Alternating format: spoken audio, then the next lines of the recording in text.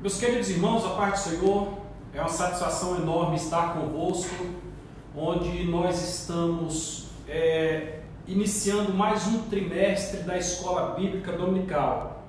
E mais uma vez, o Preparando-se para a EBD tem a honra de tentar ajudar o irmão que é professor da Escola Dominical, um aluno da Escola Bíblica Dominical, na preparação da aula que é ministrada no domingo próximo. O Senhor tem nos abençoado, nós iniciamos essa proposta desde o trimestre passado, aliás, o trimestre atrasado, e nós já estamos entrando no terceiro trimestre que estamos fazendo esse trabalho, e o Senhor tem nos abençoado. Que Deus continue derramando graça sobre a tua vida, ore por nós para que esta obra, esse trabalho continue, pois sabemos que ele serve para o engrandecimento do reino de Deus. Nós estamos iniciando mais um trimestre, conforme já dissemos, e nesse trimestre nós estudaremos não um trimestre bíblico como foi o trimestre passado, mas nós estudaremos um trimestre temático. Nós vamos estudar nesse trimestre o tema Apologia Cristã, Apologia Bíblica. Nós vamos trabalhar sobre a defesa da fé. É muito interessante nós discutirmos esse tema, porque há muito que não se sabe mais o que é fazer a defesa da fé, ou ser um defensor da fé cristã. E desta feita, Deus tem utilizado o seu servo pastor Joabes Rodrigues do Rosário, que vem nos trazendo 13 extraordinárias lições acerca da apologética bíblica, apologia cristã, a apologética cristã. E nesse trimestre eu trouxe uma biblioteca talvez até um tanto vasta, mas como sabemos que a necessidade é grande, esses livros servem para indicar aos irmãos para que se preparem. Não quer dizer que você vai adquirir todos eles. Bom seria que você não só adquirisse estes, mas muitos outros que nós sabemos que tem nas livrarias evangélicas, livros que valem a pena. Então eu já vou começar por aqui fazendo a indicação dos livros, porque vamos fazer uma introdução do trimestre e certamente nós precisamos resumir o tempo, porque senão ficaria muito extenso, certo? Hoje, para a utilização do trimestre, nós trouxemos aqui para os irmãos este livro, Seitas e Heresias, um sinal do fim dos tempos. Você vai precisar deste livro para falar sobre a apologética bíblica, a apologética cristã, Seitas e Heresias. Também trouxe aqui, pois nós vamos tratar sobre algumas principais seitas e heresias e comentários. Aí eu trouxe aqui para os irmãos também um livro muito interessante, que ele vai falar sobre os ensinamentos das Testemunhas de Jeová. Testemunhas de Jeová, exposição e refutação de suas doutrinas. Este livro ele vai te orientar a compreender o que dizem as Testemunhas de Jeová e comparar com aquilo que diz na Bíblia Sagrada. Eu te oriento a aquisição e leitura deste livro. Eu trouxe aqui ainda Por que Deus condena o Espiritismo. Nós temos na Bíblia o Senhor condenando, o Senhor indo contra as práticas espíritas, mas poucos conhecem. E este livro ele vai poder auxiliar neste sentido, revelando o que há por trás dos fenômenos espíritas e das religiões afro-brasileiras. Este livro eu te indico, ele é de Jefferson Magno Costa. Muito bom este livro, eu te indico também. Trouxe aqui para você um outro livro que auxilia na compreensão de um dos maiores ataques que a igreja sofre hoje, que é a tendência homossexual. Este livro aqui, cujo tema é Nascido Gay, existem evidências científicas para a homossexualidade? Neste livro você vai encontrar algum comentário do Dr. John Tye. E eu também já deixo a minha monografia. Se você quiser ler a minha monografia, pois ela também é na mesma temática. O tema da minha monografia é Análise Jurídico-Constitucional dos efeitos do PLC 122 sobre o Estatuto da Adilém. Ou se você colocar na internet Cláudio Honor Pereira Machado, monografia completa, você vai ver a minha monografia da Faculdade de Direito. Tive o privilégio de receber nota 10 na minha monografia E eu te indico, pois o tema é muito bom, diz respeito à Igreja do Senhor. Eu te indico que você leia. Então adquira também esse livro, Nascido Gay, da editora Central Gospel. Eu trouxe aqui, como trata de defesa da fé, eu trouxe aqui pontos difíceis de entender. Existem pontos na Bíblia que não são fáceis de compreender, mas alguns, por não compreenderem, acabam ensinando heresias. Por este motivo, este livro ele é importante para evitar que algumas heresias sejam ditas, porque a forma correta da compreensão de alguns pontos o livro te auxiliará. Trouxe aqui ainda para te indicar a verdade por trás dos espíritos, médiuns e fenômenos paranormais. Recentemente nós vimos aí um médium ser preso. Foi preso acusado de abuso sexual. O que será que está por trás dos fenômenos espíritas? Então este livro ele vai te ajudar bastante na compreensão, eu te indico. Ele é da editora CPAD. Eu trouxe aqui para você outro livro muito importante também. Esse aqui eu já o tenho há 16 anos. Este livro é O Sábado, a Lei e a Graça. Aqui você vai entender qual é a interpretação que existe acerca do sábado para com a igreja e qual a interpretação que existe do sábado para com os judeus, pois é totalmente diferente. Leia e você certamente vai ficar inteirado acerca deste tão extraordinário assunto. Já deixo aqui um abraço a Fabiola Macário, que está nos acompanhando aí. Deus te abençoe, Fabiola. Outros irmãos também já estão acompanhando, logo mais nós estaremos cumprimentando cada um dos amados. Trouxe aqui para os irmãos e também deixo a indicação, o livro de Hernando Dias Lopes, O Papado e o Dogma de Maria. O Papado e o Dogma de Maria. Nós sabemos que do quarto século em diante surgiram os papas, e bem depois surgiu o dogma de que Maria seria santa, que Maria teria ascendido aos céus. Inclusive lá em Jerusalém tem um local determinado,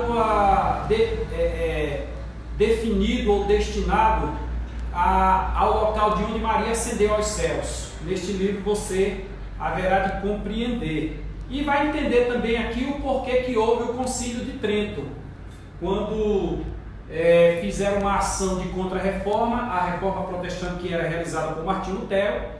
E o que os papas fizeram, qual era o objetivo realmente das indulgências que foi o que gerou a reforma protestante e depois a contra-reforma. Trago aqui para você heresias e modismos. Existe muita coisa que acontece hoje, especialmente nas igrejas ditas evangélicas, que não passam de modismos.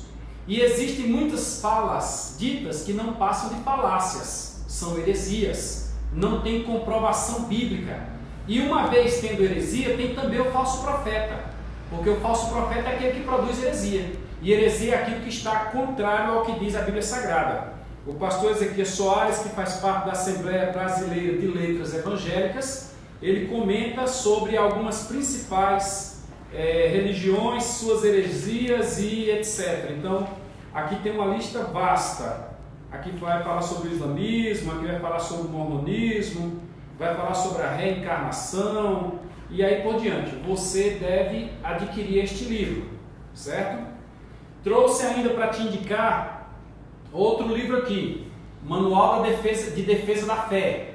Neste livro aqui, assim como nos demais, você tem como compreender aquilo que muitas vezes é utilizado pelas seitas como se fossem verdadeiros, você compreender por que aquele assunto não tem base bíblica. Então, Manual de Defesa da Fé. Nós vamos falar de apologética, e apologética nada mais é do que defender a fé.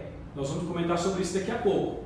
Trouxe aqui outro livro interessante, Resposta às Seitas, um manual popular sobre as interpretações equivocadas das seitas.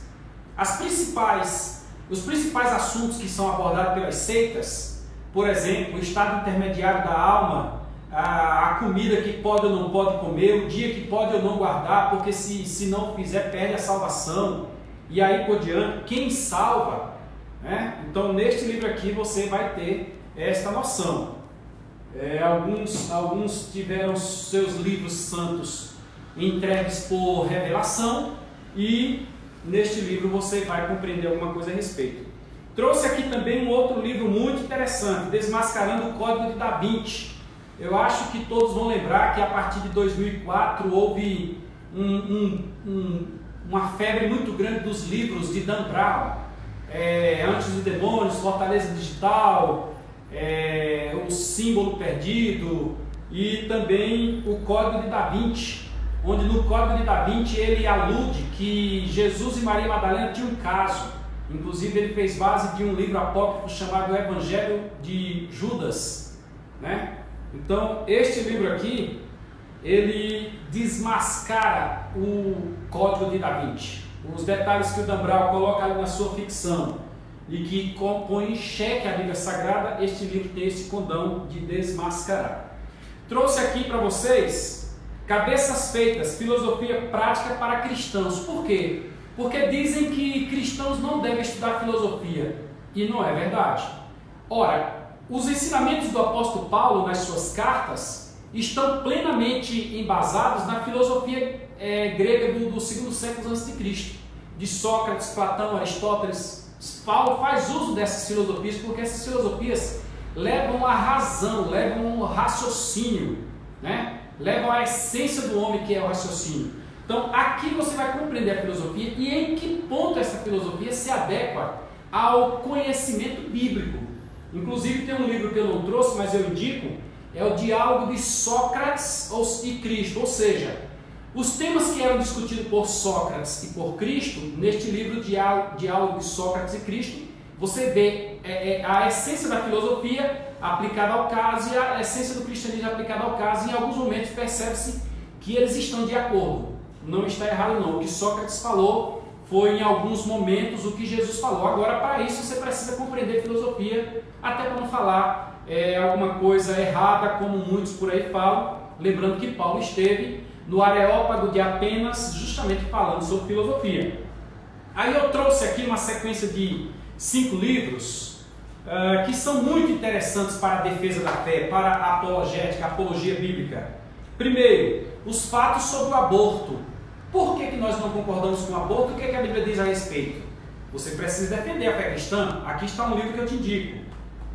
Outro, os fatos sobre OVNIs, os outros fenômenos e outros fenômenos sobrenaturais. Existe muita teoria de que existem alienígenas, existem os reptilianos e etc, etc, etc. Existem 1000 céus e assim por diante. Neste livro você vai ter uma noção acerca deste assunto, podendo fazer a refutação bíblica. Alguns até veem nos egípcios, no princípio da civilização egípcia, a atuação extraterrestre. Lê esse livro, você vai compreender. Tema que nós já falamos, que é a homossexualidade ou o homossexualismo. Eles não querem usar o ismo, mas é assim que é. Então o livro Os Fatos sobre a Homossexualidade. Indico este livro. Indico aqui também sobre a maçonaria. O que é a maçonaria? Será que ela é somente uma organização de homens de negócios? Será que a maçonaria é uma religião?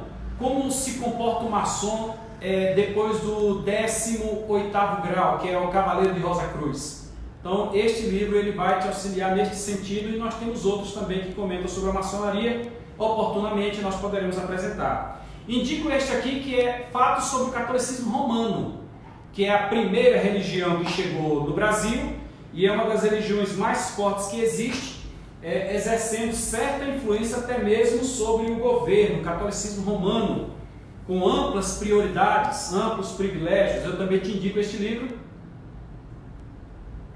porque assim como o livro O Papado e o Dogma de Maria, os fatos sobre o catolicismo romano certamente te auxiliará na compreensão destes assuntos tão importantes. E para nós encerrarmos, eu tenho aqui do curso de teologia do ETAD, eu tenho Apologética 1 e Apologética 2. São livros que vão tratar de assuntos diferentes, porém sequenciais. Aqui vai falar de certos tipos de religião, religião é que vai falar de outros tipos de religião. Apologética 1 e 2.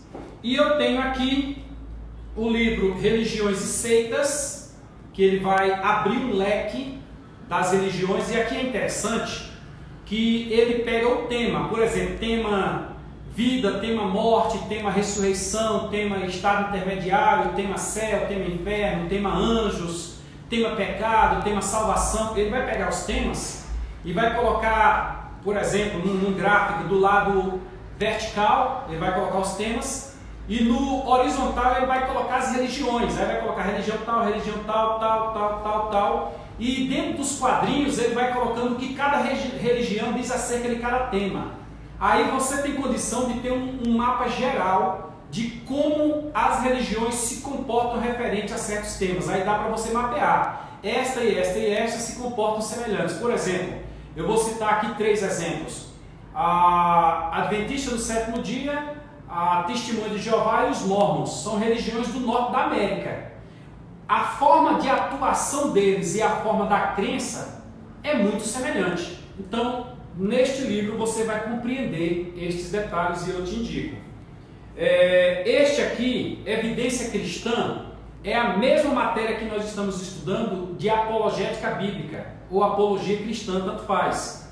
Este é o tema que ele vai mostrar que a Bíblia tinha razão, que as seitas não merecem crédito e que a Bíblia é quem é o aferidor da medida, digamos assim, o fiel da balança. Eu te indico do curso IBAD, esse aqui você só vai conseguir se fizer o curso, Evidência Cristã.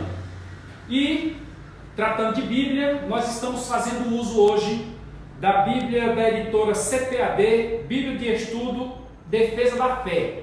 O comentário que vem nessa Bíblia, dos versículo a versículo, são comentários tendo como tema a defesa da fé, a sustentação da sã doutrina. Então, tenho esta Bíblia aqui e tenho ainda esta outra Bíblia que é da editora ICP, Instituto Cristão de Pesquisa, é uma edição ampliada, é a Bíblia Apologética com Apócrifos. Bíblia Apologética com Apócrifos. Por quê? Porque os livros apócrifos, de certa forma, eles precisam ser estudados. Não como livro canônico, mas como livro histórico. Até para que nós possamos, que como tem a Igreja Católica que faz uso dos apócrifos, nós possamos ler e refutar o que eles dizem acerca do assunto. E assim, inclui tudo que diz Adventista, Testemunho de Jeová, Católico, Mormon, Budista, Seixonoye, Rosa Cruz e vários outros ismos, né? Shintoísmo, Islamismo e assim por diante. As seitas orientais, etc. Então, ela comenta sobre tudo isso. Muito bem? Vamos à frente. O nosso trimestre, ele traz o seguinte tema. Apologética cristã, a importância da defesa da fé diante dos desafios da sociedade atual. Nós vivemos dias em que a igreja precisa fazer a defesa da fé. E qual é a importância desta defesa da fé?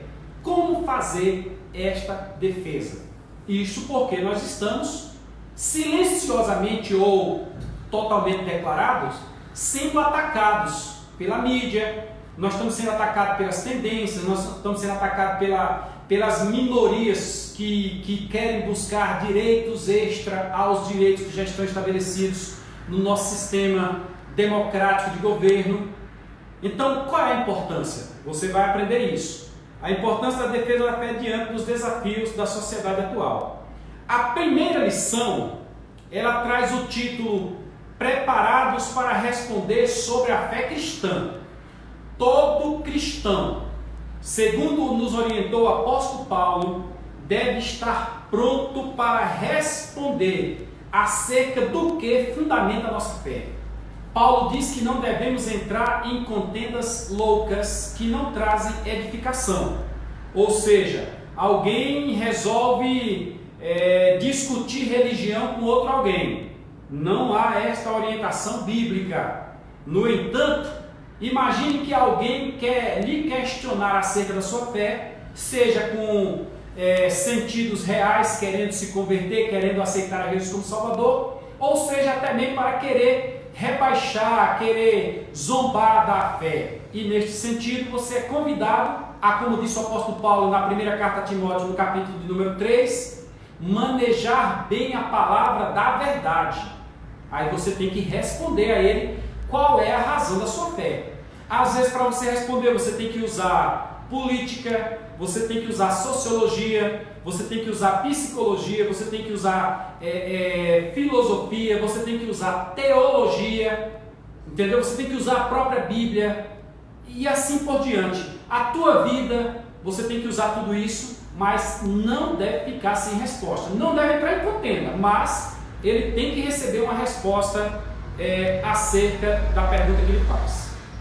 Nós haveremos de estudar a lição 1, mas antes vamos ver as demais lições que haveremos de estudar no trimestre. Então hoje a gente utiliza aquela estratégia da brainstorm, ou seja, uma tempestade de ideias. Hoje é o dia de você preparar a sua classe no seu plano de aula e trazer para os alunos um resumo do trimestre que virá para frente. Como também se orienta que no final do trimestre, como nós sempre fazemos na igreja, e recentemente nós fizemos uma festa na igreja, e eu tive o privilégio de receber a oportunidade para fazer este resumo.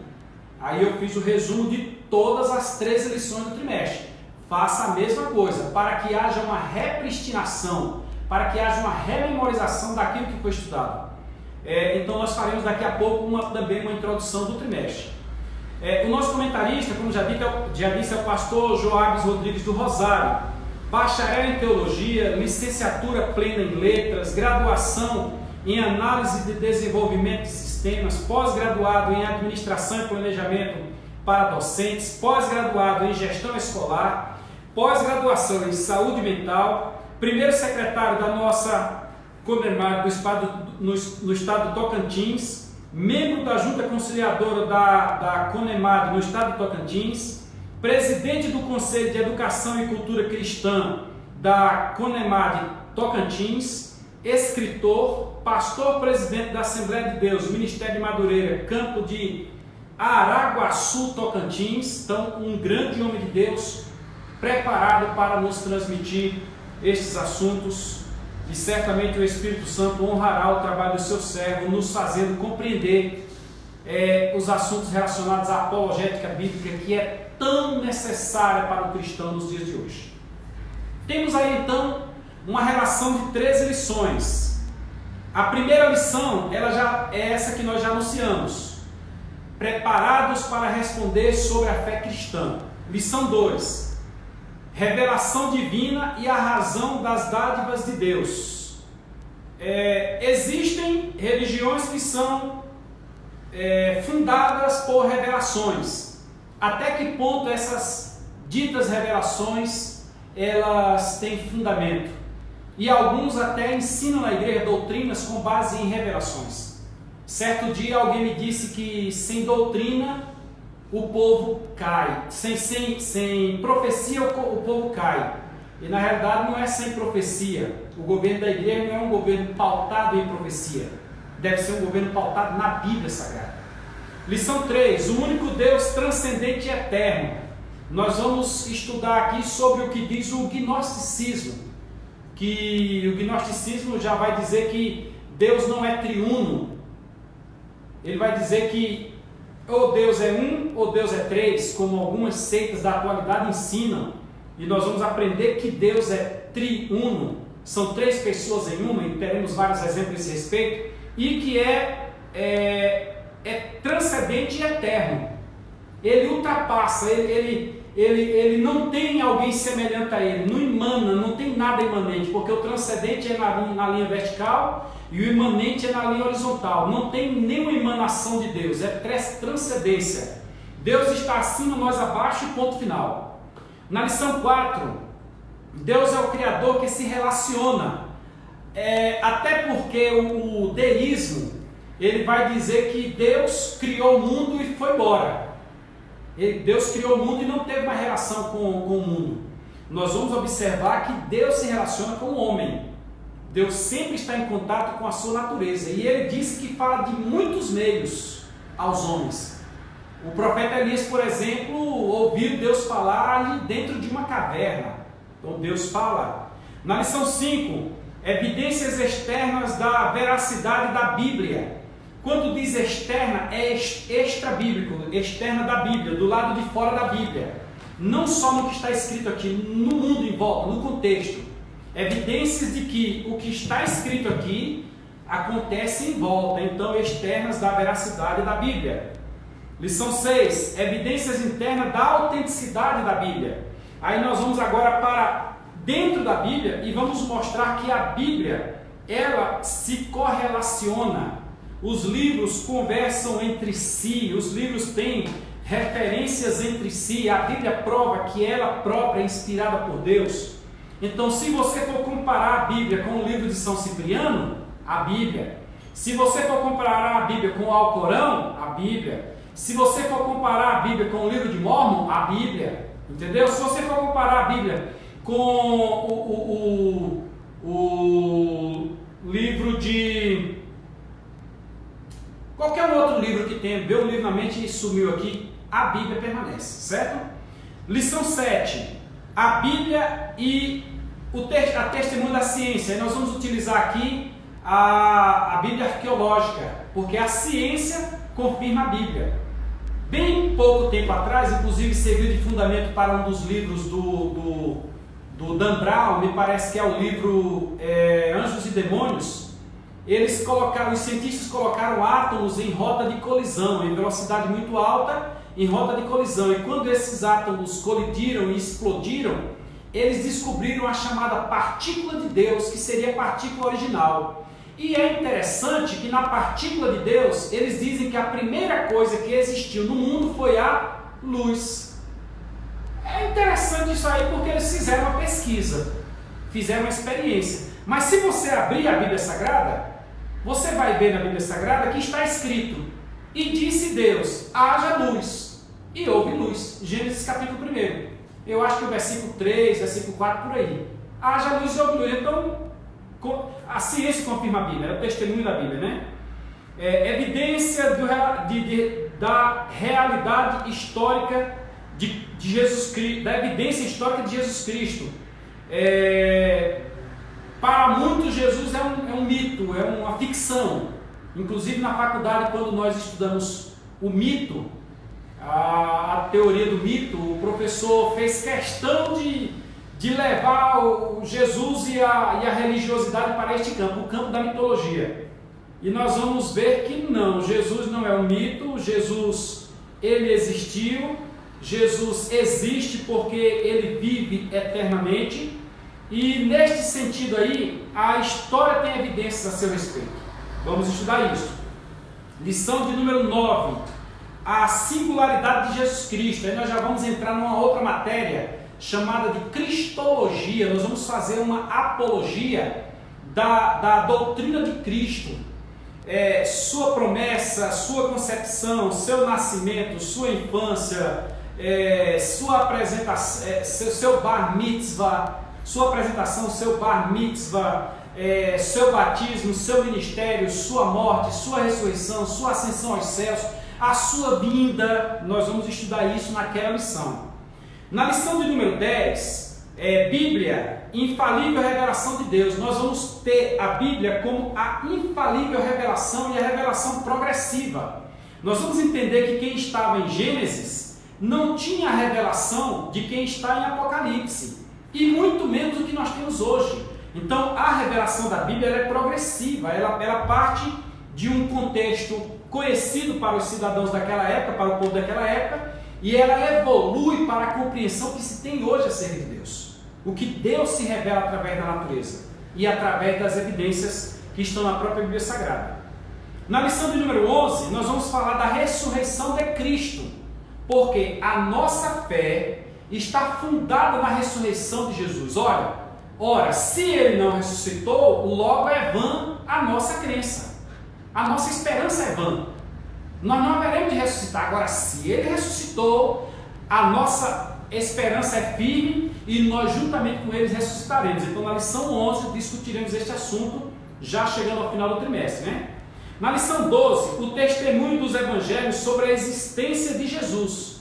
Jesus existiu ou não? Aí nós vamos fazer uso de novo do evangelho de Mateus e do evangelho de João, que foram testemunhas oculares. Eu sei que é uma redundância, mas Mateus estava lá, João estava lá. Se não bastasse, nós vamos ter o Evangelho de Marcos, que foi alguém que era jovem, mas que esteve junto com Pedro e que ouviu decisão, esteve junto com Paulo. Paulo diz: traz-me Marcos, porque me é muito útil no ministério.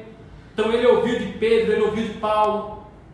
Paulo não esteve com Jesus, mas Paulo tem toda a experiência, então ele fez seu evangelho. E como se isso não faltasse, não fosse suficiente, nós teremos o evangelho de Lucas, que acabamos de estudar, onde Lucas diz no início do seu evangelho que ele fez uma pesquisa.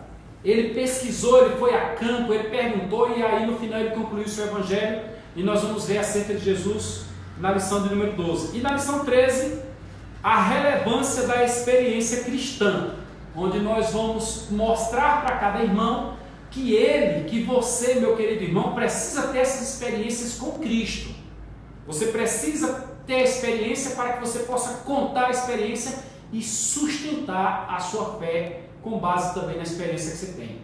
Veja que o trimestre vai ser um trimestre muito bom, um trimestre que nos trará muita compreensão das Sagradas Escrituras. Vamos à frente. O objetivo da nossa lição hoje é estudar a importância da apologética cristã. 2. Ensinar sobre o uso da apologética na refutação. Na hora que você vai refutar, como é que pela hermenêutica, pela exegese, como é que você faz o uso da apologética. Para isso você tem que estar preparado. Você precisa ter em mãos um livro como este, Resposta às Seitas. E você precisa ter em mãos uma Bíblia como esta aqui, Bíblia de Estudo Pentecostal, ou Bíblia apologética de estudo, com apócrifos. Por quê? Porque toda vez que as seitas, alguém de uma seita vier com algum comentário para você, você vai ter a resposta. E até porque o que eles falam já é um tanto maquinado, já é um tanto programado, Quando eles profetizam que não cumpre, lá na frente mudam a versão, mas sempre tem uma resposta padrão. Eles não têm algo mais aberto, não conseguem ver algo mais além.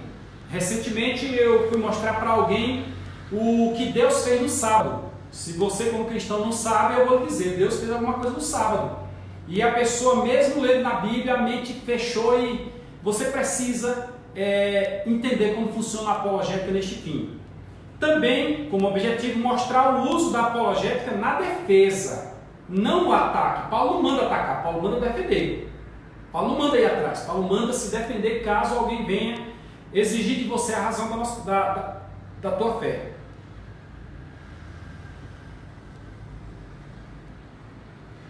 A lição número 1, ela traz como texto áureo: antes, santificai ao Senhor Deus em vossos corações, e estais sempre preparados para responder com mansidão e temor a qualquer que vos pedir a razão da esperança que há em vós.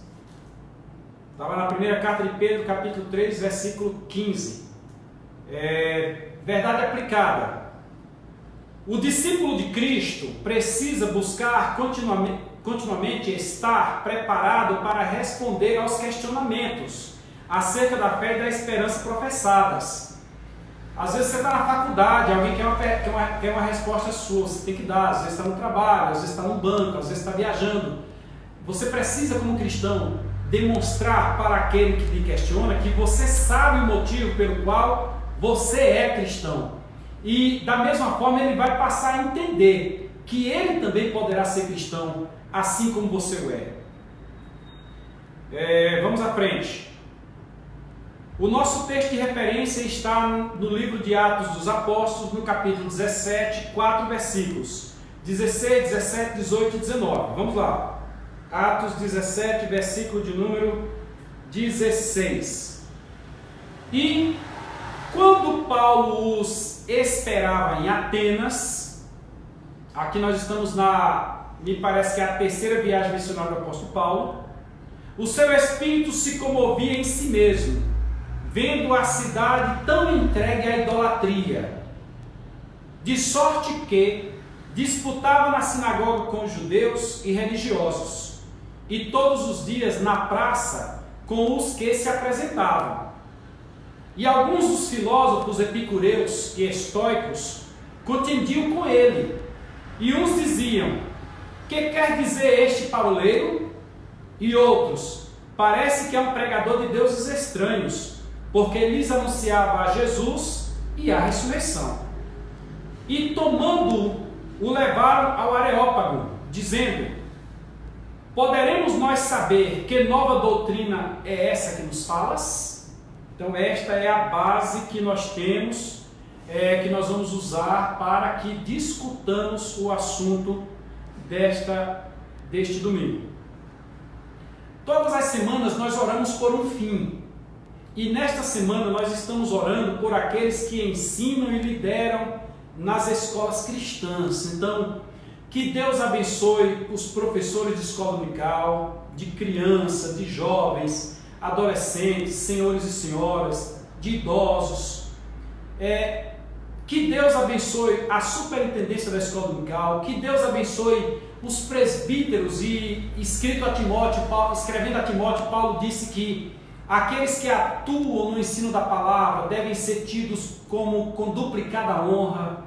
Nós oramos pelos pastores das igrejas. Aqui eu oro pelo meu pastor José Carlos de Souza, grande homem de Deus, homem que tem um ensinamento alinhado dentro da palavra do Senhor, doutrinariamente seguro. Que Deus abençoe meu pastor, porque sempre traz o ensinamento cristão e, dentre outras coisas, é o nosso professor na escola dominical também. Então nós oramos por este fim nesta semana. A nossa lição está dividida em 3 pontos. O primeiro fala da importância da apologética cristã, né? Nós vamos ver ali alguns detalhes, a importância da apologética cristã. O segundo ponto fala sobre o uso da apologética na refutação. E o terceiro, o uso da apologética na defesa. Não perca nenhum detalhe desta aula, viu? Vamos à introdução. Apologética, do grego apologia, designa, segundo o dicionário Vine, defesa verbal, discurso em defesa. Então, quando você defende algo, você faz uma apologia. Imagine 2 pessoas num tribunal. Um acusa e outro defende. Ambos estão fazendo apologia das suas razões. Então, a apologética é você fazer a defesa da sua razão. Você, como cristão, deve fazer uma defesa da razão pela qual você é cristão, pela qual você pertence a este ou aquele grupo religioso. Assim, a apologética trata da defesa acerca das verdades afirmadas pela fé cristã, buscando esclarecer e responder aos que questionam. Você deve seguir sua vida em paz. Agora, se alguém questionar, você deve estar pronto para dar a resposta. Isso quer dizer que, se você deve estar pronto, você deve se aprontar com antecedência. Você deve ler com antecedência, você deve orar com antecedência, você deve tirar suas próprias dúvidas com antecedência. Aí sim você vai ter condição de responder às perguntas que te forem feitas. Vamos lá, a importância da apologética. A apologética tem como principal objetivo defender o cristianismo contra os ataques de adversários à essência e natureza de suas doutrinas e de suas fontes e de sua história. Alguns críticos da apologética cristã argumentam que ninguém vem a Cristo por meio da apologética. Porém, é de suma importância levar em consideração alguns aspectos que envolvem essa questão. Antes de mais nada, deixa explicar para os irmãos quando é que surgiu a apologia bíblica. Depois que passou o primeiro século, morreu o apóstolo João, aí termina o período apostólico. E surge agora o período dos pais da igreja, ou da patrística, como é muito conhecido no contexto teológico. Neste contexto agora, vez que os apóstolos não estavam mais presentes, muito menos o Cristo que fundamenta a fé cristã, o nosso Senhor Jesus, começaram então os intelectuais, os líderes, os políticos, os reis, os que fazem parte do império com posições de destaque, a questionar acerca deste ou daquele ponto. uma das principais questões, que está no livro A Conspiração Gnóstica, eu acho que esse livro está próximo aqui, mas eu não tenho certeza. Só não vou parar para procurá-lo porque nós estamos com a aula em andamento, senão eu ia buscá-lo ali agora. O livro A Conspiração Gnóstica, ele diz que naqueles dias levantaram dúvidas se Jesus seria realmente Deus, se o Espírito Santo seria Deus e assim por diante. Por esse motivo, os irmãos começaram agora a argumentar, fundamentar, trazendo base bíblica, buscando os escritos de Paulo, de João, buscando o que a Bíblia diz acerca dele, o que Pedro escreveu também, e assim por diante, e começaram a fazer a apologia. A apologia desses irmãos obrigou a igreja a se reunir num concílio, que é o primeiro concílio de Niceia. Quando no concílio de Niceia, estes detalhes acerca do Senhor Jesus Cristo, que nós veremos outro dia, quando falarmos sobre cristologia, estes detalhes seriam verdade. Então, surgiu aí a história, daí de onde fundamenta, de onde vem a história da apologética, da apologia. Inclusive um livro muito bom que eu esqueci de trazer, ele é a História da Teologia Bíblica. Ele mostra os pormenores destes momentos, como é que se deram. Então, de sorte que, desde aquela época, os irmãos defendem a fé. Inclusive, o principal acusador da fé era um presbítero da igreja, um bispo, chamado de Ário, de onde originou-se a teoria ariana, que é a principal e pior teoria acerca do embate acerca da divindade de Cristo. E da teoria ariana, alguns resquícios ultrapassaram os séculos e chegou aos dias atuais. Nós temos religiões nos dias atuais que seguem a linha da teoria ariana, que é aquela linha de dizer que Jesus Cristo não é Deus, que o Espírito Santo não passa de uma força ativa e assim por diante. Então, nesse trimestre, você vai poder verificar todos esses detalhes. Só um instantinho que eu vou resolver uma questão técnica aqui e já volto, só um instante.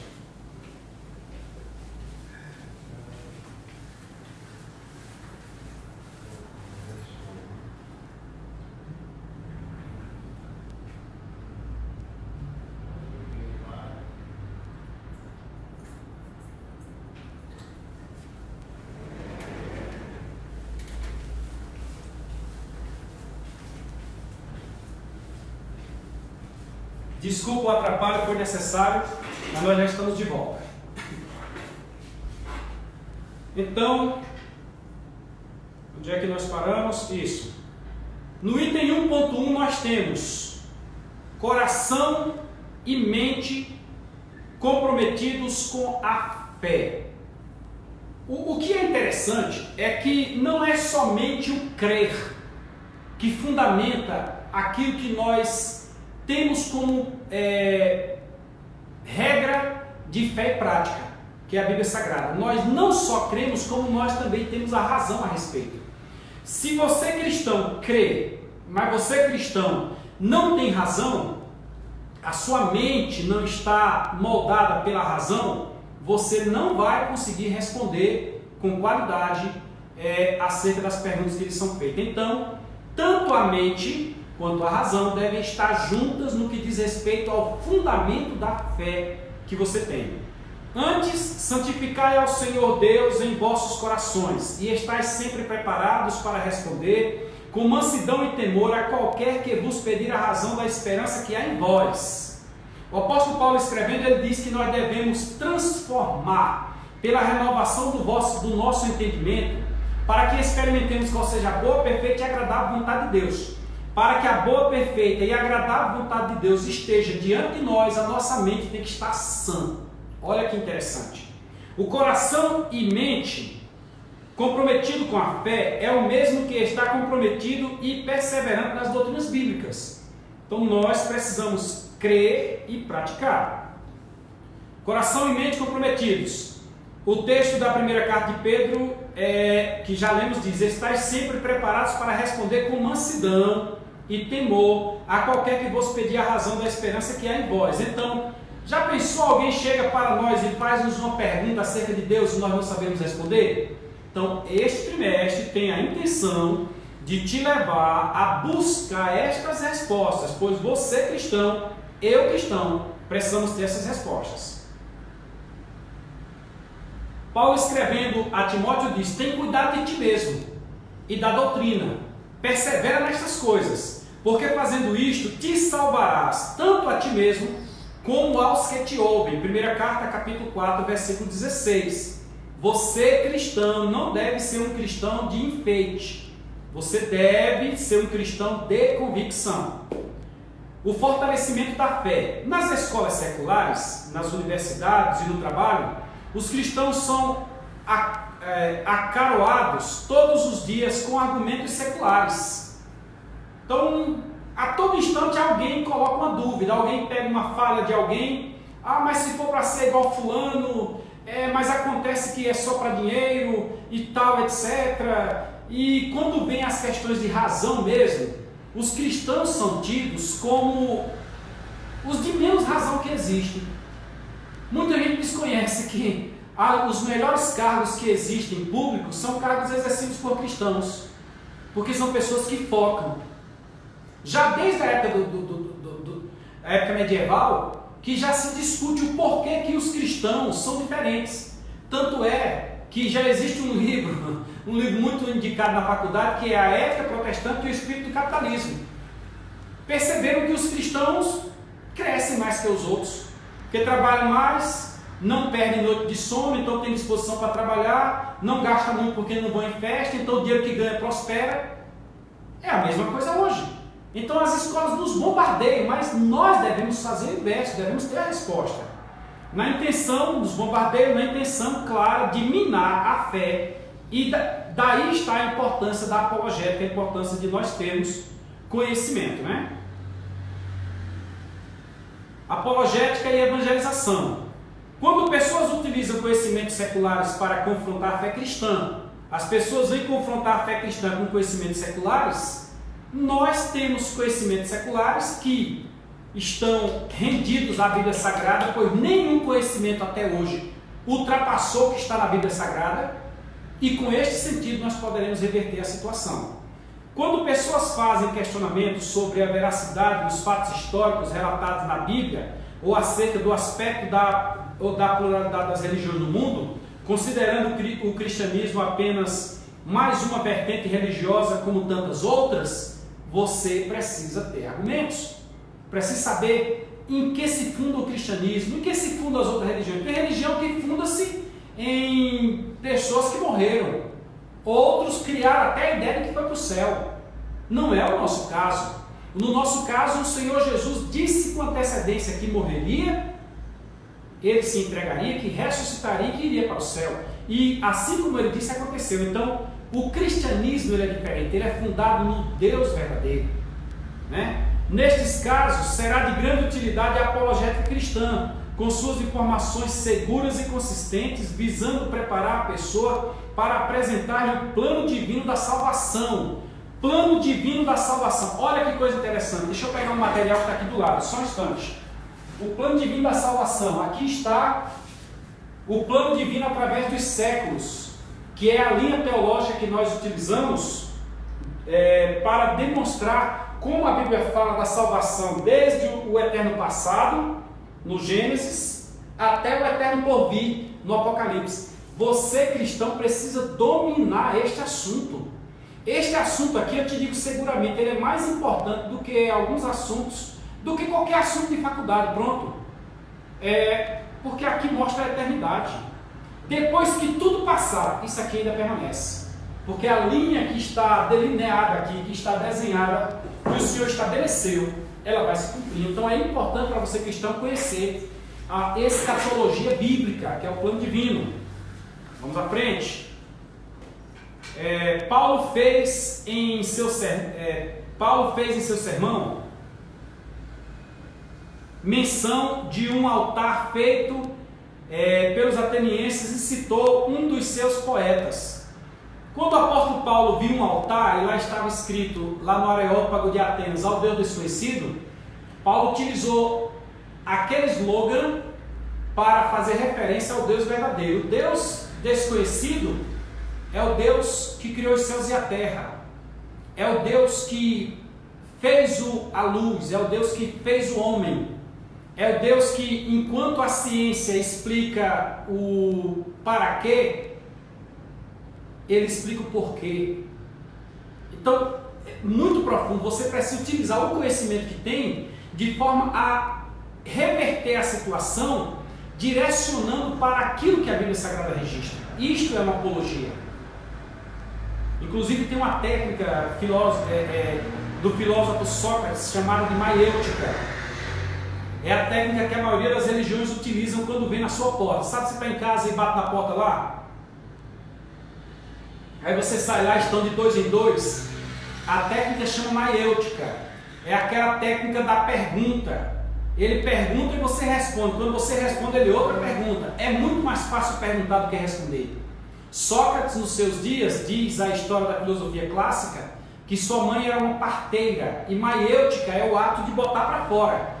Naquela época, as mulheres botavam um pé num banco, um pé no outro banco, uma bacia embaixo, seguravam numa corda e, com a força que ela colocava, ela própria colocava o filho para fora, e a parteira, que era a mãe de Sócrates, só segurava a criança e fazia ela descer ali amortecendo, mas quem colocava para fora era a própria mulher. Então Sócrates cria que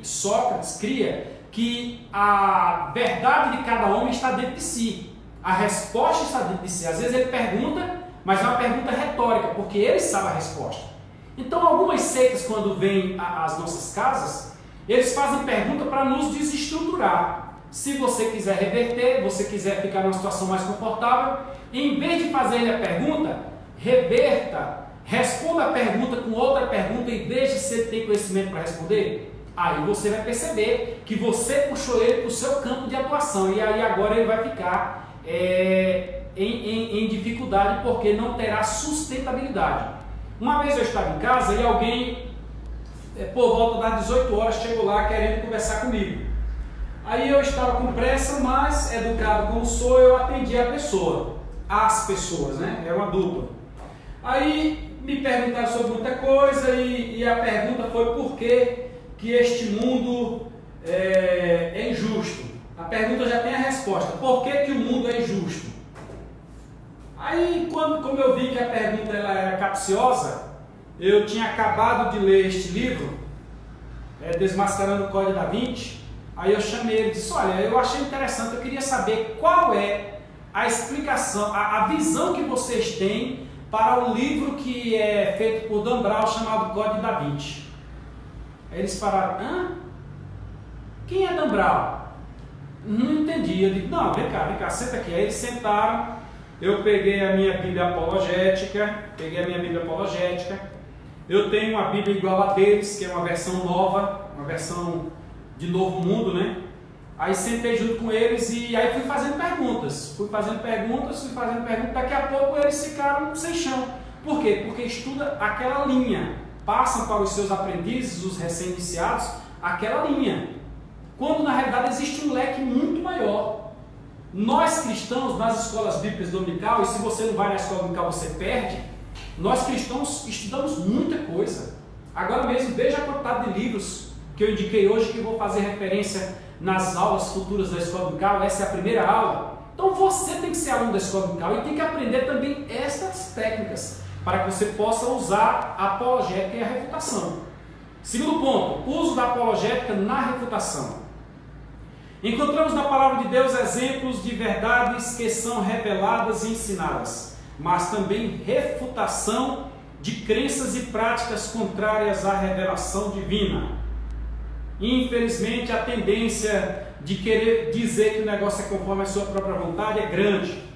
Pode procurar aí no YouTube, você vai encontrar alguém que encontrou base para ter 2 mulheres. Ele disse que Deus mandou o profeta ir na casa de uma mulher e adulterar com ela. Ele não tem nada a ver com isso. Deus mandou o profeta ir na casa de uma mulher adúltera, é diferente.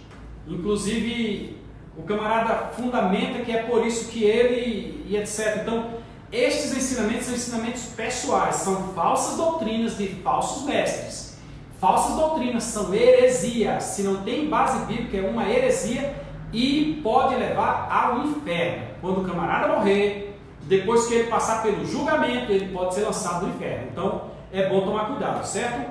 O uso da apologética cristã na refutação também é encontrado no testemunho da história da igreja. A história da igreja fundou-se, ou a igreja tem na sua história, a refutação bíblica, que é justamente no período da apologia, que eu já falei para os irmãos, que é ali por volta do final do primeiro século, início do segundo século, por aí.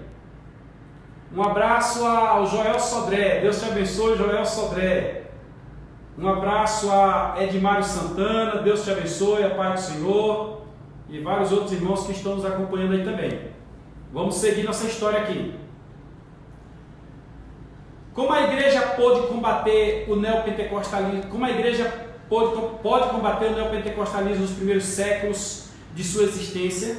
Logo nos primeiros dias surgiu gente que, assim como Paulo, quis expulsar demônio, e os exorcistas. Eu vos esconjuro pelo Deus a quem Paulo prega. Aí o demônio olha e diz: eu conheço Paulo e bem sei quem é Deus, mas vocês quem são? Então essa tendência existe.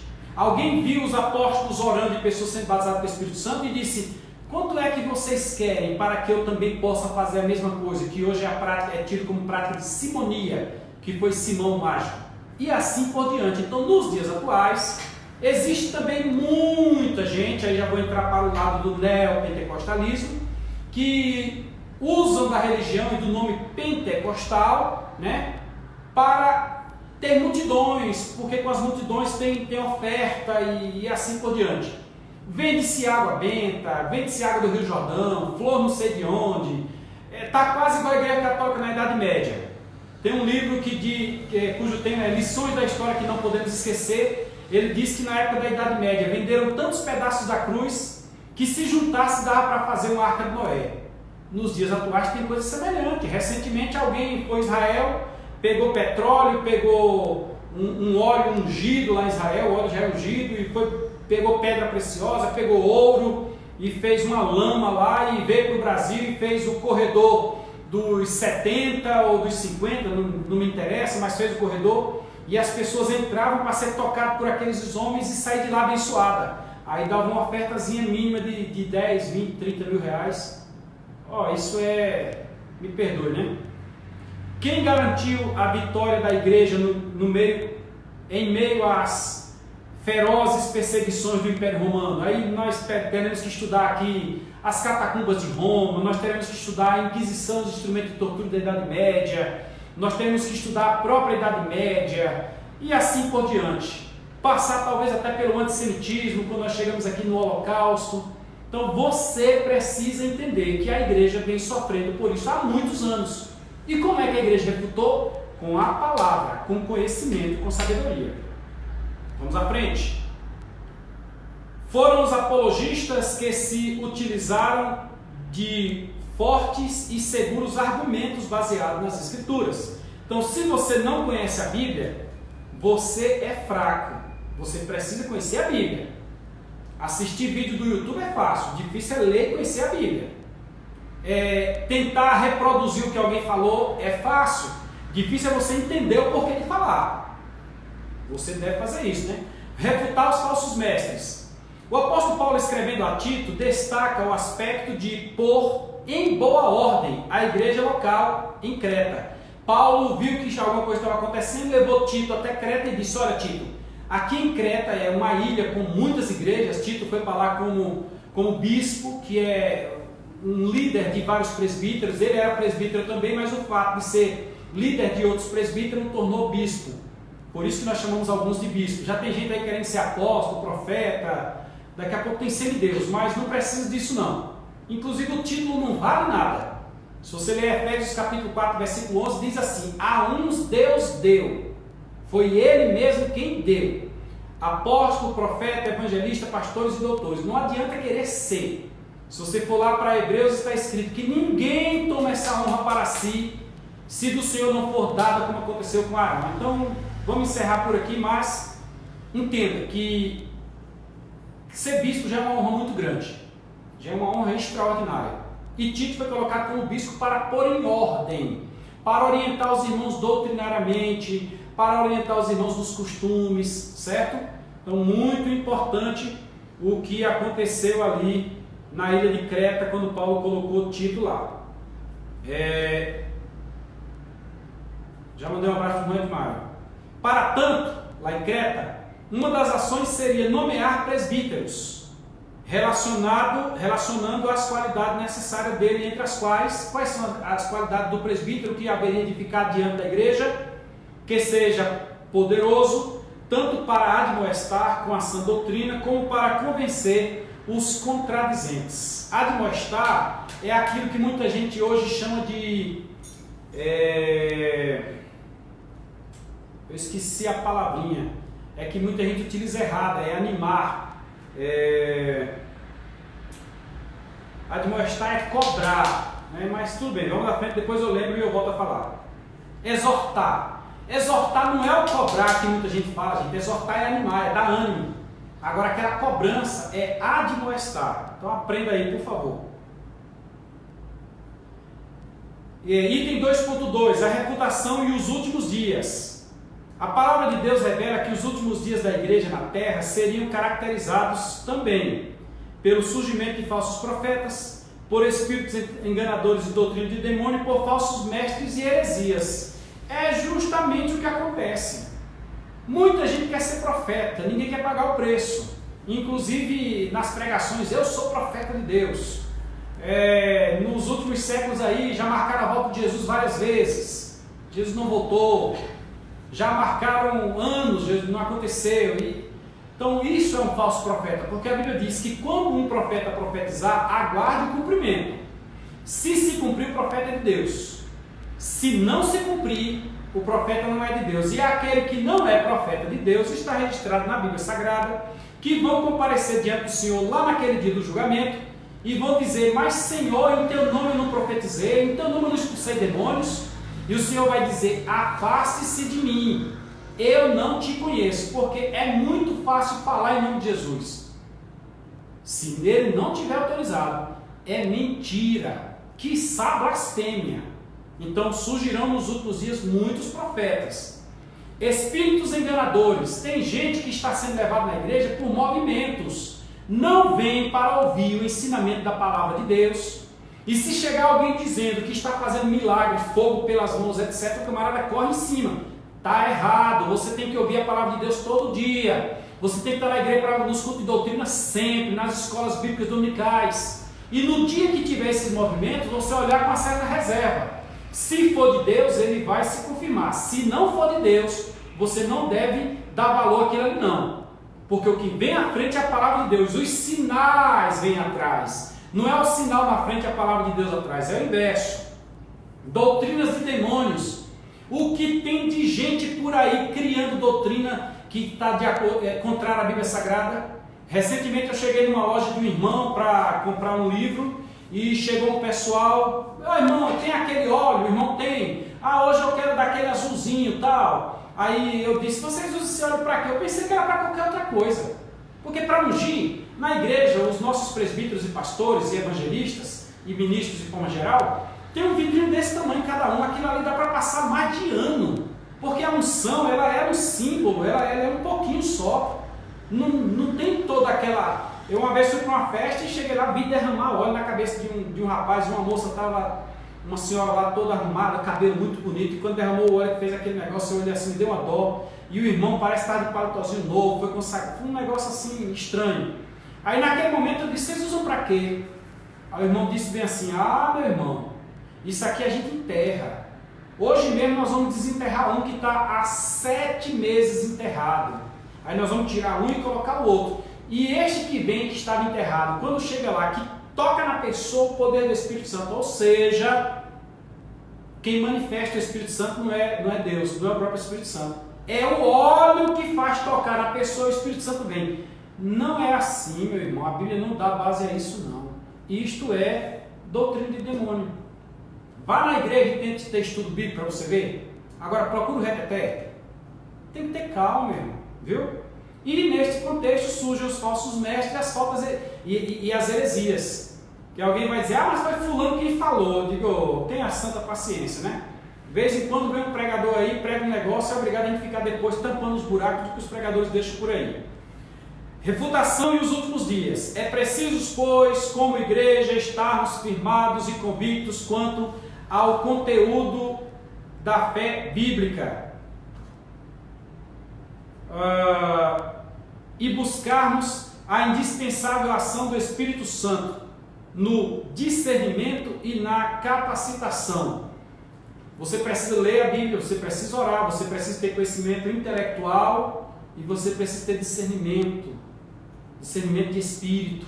É um dom espiritual, dom de discernir os espíritos. São 9 dons, entre eles está o dom de discernir os espíritos. Você precisa ler e deixar que o Espírito Santo te oriente, que ele te diga, ó, isto aqui é tal coisa. Você precisa. Tão necessário é o discernimento e a capacitação para refutarmos os enganos que vão surgindo, além da proclamação do Evangelho. Você precisa proclamar o Evangelho e ter aquela convicção que os ensinamentos que são dados estão de acordo com a Bíblia Sagrada.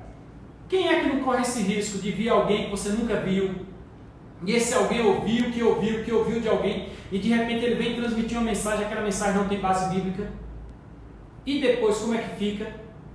Eu conheço um pastor, que eu vou citar o nome, pastor José Jaime, lá de Cristópolis, grande homem de Deus. Pastor José Jaime, quando alguém vai pregar, ele diz para a igreja, irmãos, olhem, ouçam, entendam para depois glorificar. Se por acaso quem vai pregar, e eu já preguei lá, quem vai pregar não trouxer sã doutrina, nem glorifique.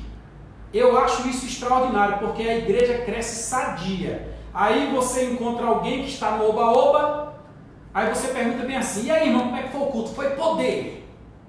Tá, aí pregou sobre o quê?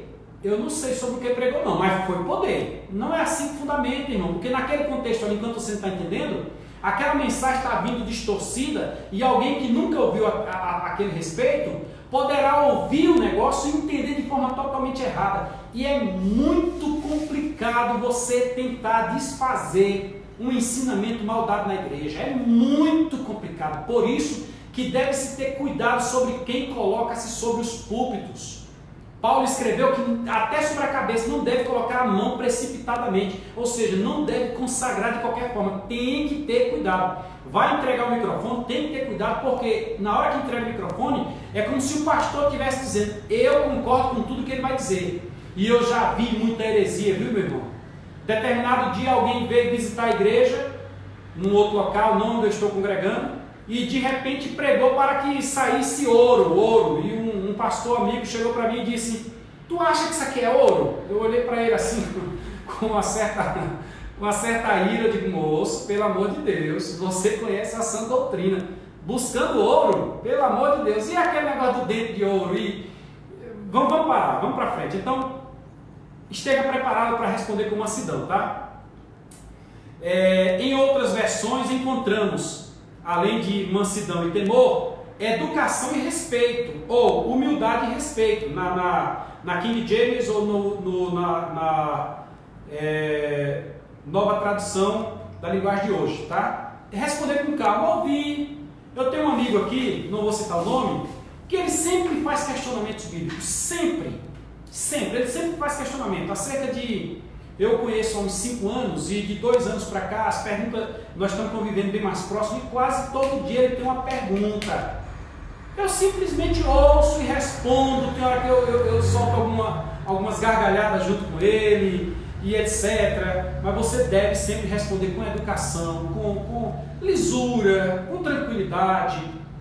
Infelizmente existe um dia chamado Dia de São Bartolomeu na história, que é um dia marcado pela morte de cristãos, quando mataram muitos cristãos por causa da discussão da fé. Nós não vivemos mais esses dias. O Brasil é um país laico, o Brasil é um país que aceita todas as religiões. Você não precisa pegar em faca, em arma e ir contra alguém por causa da sua crença. Paulo diz que nós não precisamos entrar nessas contendas loucas que em vez de salvar, mata, manda para o inferno. Agora responda com mansidão, não esconda a razão da sua fé não, meu irmão, você é cristão.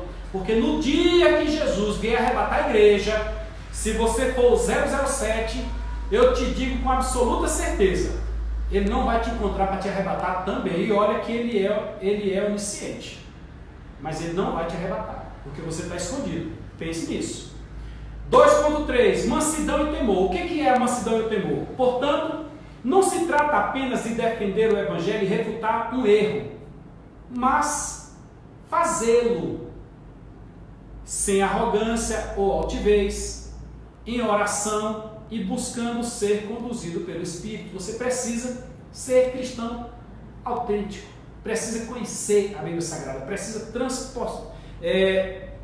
transpassar ou emitir, passar para frente a ideia cristã, com o propósito de contribuir para que a pessoa seja levada à verdade do Evangelho, abandone o erro e volte para o Senhor. Veja aí 2 carta a Timóteo, capítulo 2, versículos 24 a 26, e livro de Judas, versículos 22 e 23. Ponto 3, para nós encerrarmos. O uso da apologética na defesa. Refutar é uma coisa, é você contra-argumentar. Agora, quando alguém lhe ataca mesmo, como é que você só defende? Não refuta, só defende. Apologética defensiva é aquela que apresenta respostas aos críticos das verdades afirmadas pela fé cristã. Resposta, somente resposta, não resposta de ataque, somente resposta. Apresenta resposta àqueles que demonstram dúvidas sinceras a respeito das verdades fundamentais reveladas nas Escrituras Sagradas e procurando ajudá-los, esclarecendo o posicionamento bíblico e cristão. Então, isto é uma defesa da fé, quando você faz a verdadeira apologia, né? 3.1, a defesa do cristianismo ante os ataques do judaísmo. As primeiras defesas da fé cristã ocorreram logo no início por intermédio dos apóstolos, que procuraram mostrar aos judeus que a vinda de Jesus Cristo, sua morte e ressurreição, a descida do Espírito Santo e a igreja, reunindo judeus e gentios para formar um só povo, era um cumprimento do plano divino revelado nas Escrituras Sagradas. O judaísmo queria que os cristãos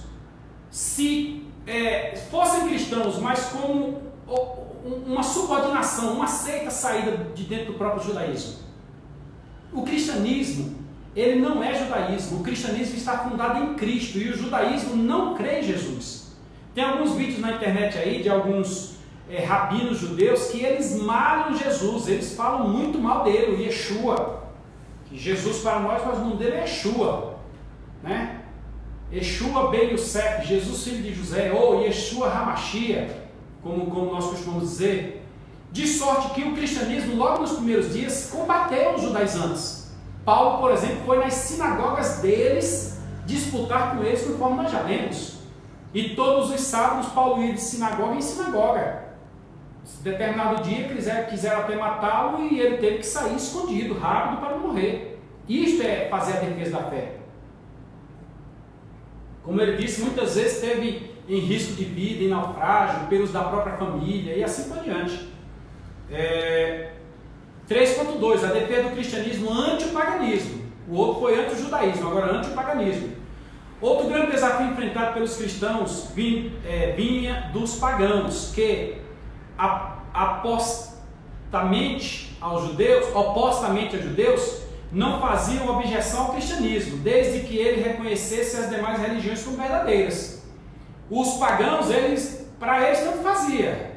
Como tem religião hoje, tem grupo religioso hoje que não se diz religioso, mas que aceita qualquer tipo de religião, como é o caso da maçonaria, aceita qualquer tipo de religião, desde que o cristianismo também aceitasse as demais. Inclusive em Roma, nós temos lá o Panteão, onde os católicos romanos, os católicos apostólicos romanos, numa estratégia política de dominação, pois Roma viu que a religião dominava, então Roma criou a religião também, né? Era uma forma de Roma manter o poder.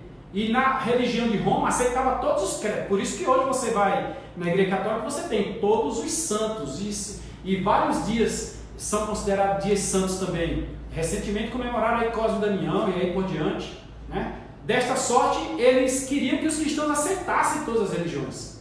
Ora, os cristãos tinham base em Cristo. Cristo é Deus. Como é que aceita as outras religiões? Infelizmente, as outras religiões precisavam ler a Bíblia e entender. Por esse motivo, eles tiveram também sofrimento com os pagãos, né? Não havia nenhum problema em aceitar o Deus do cristianismo, pois era apenas mais um no panteão dos deuses greco-romanos. Então, isso foi o que os irmãos enfrentaram, a igreja enfrentou nos primórdios. Defesa do cristianismo perante a filosofia grega. Judaísmo, paganismo e agora a filosofia.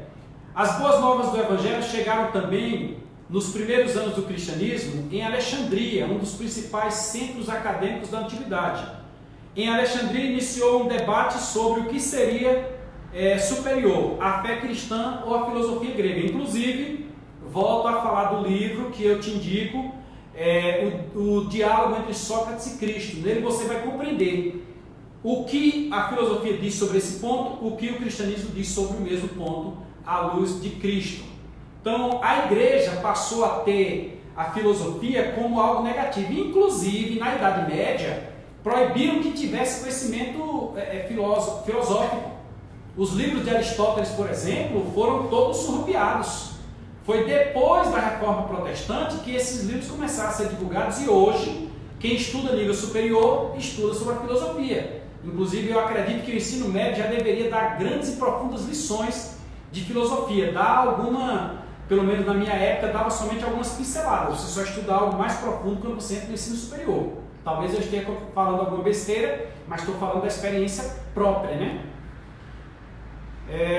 Os chamados pais da igreja, período da patrística, período de Orígenes, período de Policarpo, período de vários outros homens que fizeram a apologia cristã, os pais da igreja, depois dos apóstolos, diante de tal discussão, recorreram ao pensamento racional, nos moldes da filosofia grega e procuraram dar consistência lógica à doutrina cristã. Você sabia que a ideia que nós temos de céu, deste local transcendente, para onde nós iremos, ela é uma ideia que ela tem base na filosofia platônica? A ideia do mundo ideal? Se você pegar o mundo ideal de Platão e pegar as ideias de Paulo referente ao céu, que Paulo disse que foi ao terceiro céu, disse isso por algumas vezes, e uma delas foi diante do rei Agripa, a ideia de Platão é a mesma ideia de Paulo. Se você pegar essa ideia e olhar em Atos dos Apóstolos, o céu aberto, Estevão, por exemplo, quando foi morto, Estevão disse que viu o céu aberto. Como é que o céu se abre? É uma espécie de um buraco de minhoca? Me diga você que está me ouvindo nesse momento. Então você tem que muitas ideias filosóficas estão de acordo com a Bíblia. Se você abrir a Bíblia lá em Atos, em Apocalipse, capítulo 4, versículo 1, você vai ler o texto que diz: e depois destas coisas, ouvi uma voz, semelhante à voz anterior que falara comigo, e eu vi uma porta aberta no céu que disse: suba aqui, e eu te mostrarei as coisas que depois dessas haverão de acontecer. Como é que abriu essa porta dos céus? E aí você vai ver a mesma porta aberta lá no livro de Isaías e assim por diante. Isto quer dizer que se você estudar a filosofia, você vai ver base na filosofia para o que está dentro da Bíblia. Ou seja, é a filosofia se rendendo à Bíblia, não é a Bíblia rendendo-se à filosofia. É o inverso. Estude. A igreja sofreu com os ataques do Império Romano, no entanto, um dos maiores desafios foram as heresias que apareceram no seio da igreja. Aí nós já temos a filosofia utilizada de forma negativa, que é o gnosticismo. O Evangelho de João, por exemplo, ele é uma tendência, desde o primeiro ao último capítulo, de refutar o gnosticismo.